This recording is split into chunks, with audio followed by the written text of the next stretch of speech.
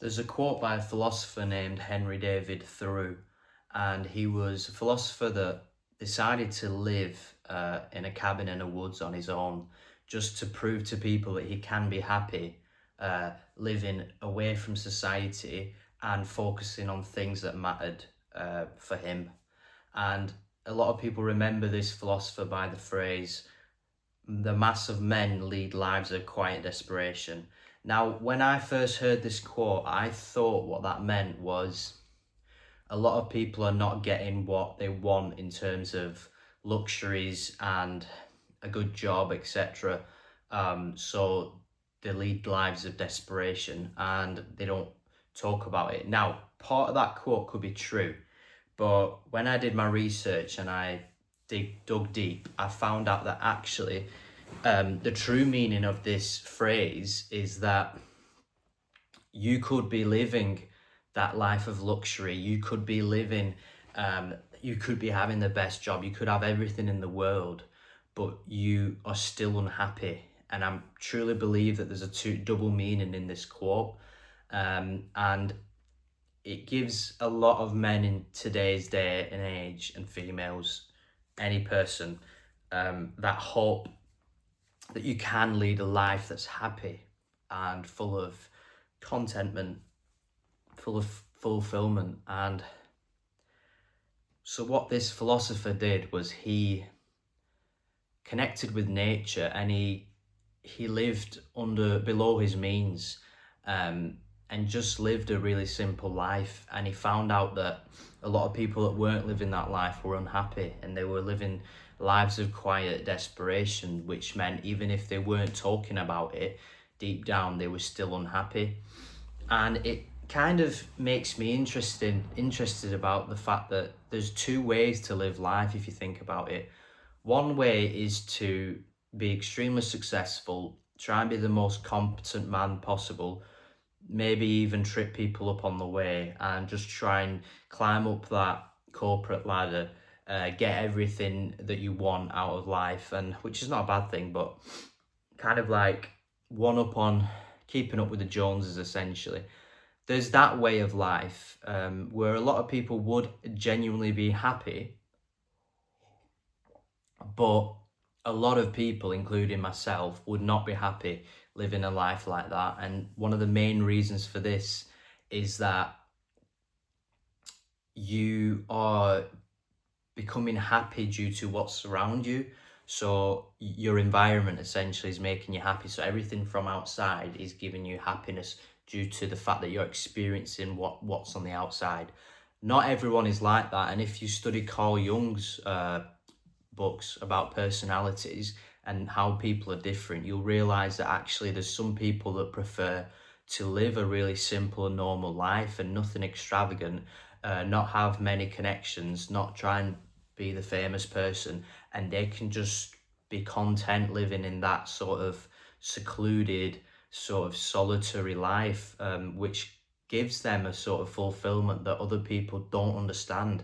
And there is a real profound truth in that, and there's a real I think there's a segregation between those two types of lives. So the extravagant one and chasing for meaning in terms of living below your means and just not letting the world make you happy, but you feeling happy internally and being fulfilled internally, connecting with nature, connecting with the people closest to you, and having that authenticity. Because Thoreau, remember, he was about authenticity. He led a simple life because he wanted it to be authentic. He wanted to get to the bottom of why people weren't happy. And it's interesting because it relates closely to our life right now in society.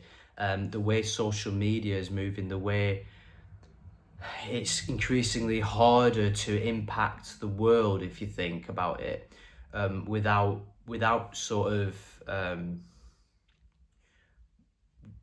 without having the maximum impact, if you think about it, without being a complete consumer, without watching certain programs that everyone else is watching, listening to music that everyone else is listening to. So kind of following society. It's very, very hard to be authentic whilst following society and following what the world is doing. But I think there's a true balance in that. I think if you can pull off being authentic and being in the world and surrounding yourself with amazing people and living the life that you want to live, whether that's extravagant, whether that's a simple life, I think it's, and this all goes back to how well you know yourself. Are you a person that is an introvert, or are you an extrovert? Do you gain energy from people around you? Do you gain energy from being on your own? Um, are you, what is your perception of life?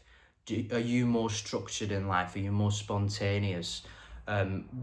Would you mind, for example, leading a life that is based on having a job where you need to think a lot, or would you rather have a job where it's working with people and creating things and being an artist or a creator?